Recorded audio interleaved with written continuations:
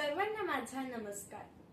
आज आपण महाराष्ट्र दिन साजरा करीत आहोत। हा दिवस केवळ राज्याच्या स्थापनेचा दिवस नाही, तर आपल्या ओळखीचा, संस्कृतीचा आणि मराठी भाषेच्या अभिमानाचा दिवस आहे।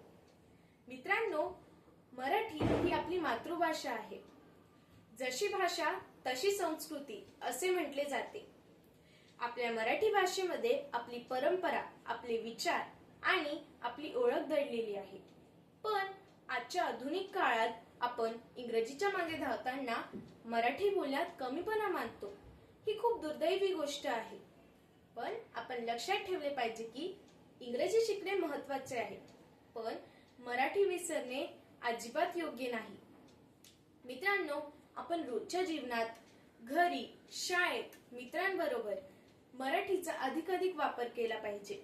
कारण जर भाषा टिकली तरच आपली संस्कृती टिकेल। आपण स्वतःपासून सुरू करूया। मराठीत बोला, मराठीत लिहा आणि मराठीचा अभिमान बाळगा। मित्रांनो, आजच्या या महाराष्ट्र दिनानिमित्त आपण सर्वजण एक संकल्प करूया। मी मराठीत बोलेन, मी मराठी जपेन आणि मराठीचा अभिमान बाळगेन। शेवटी माझे भाषण या ओळी मी संपवते। माझी भाषा, माझा अभिमान, मराठी माझी शान। धन्यवाद। जय महाराष्ट्र।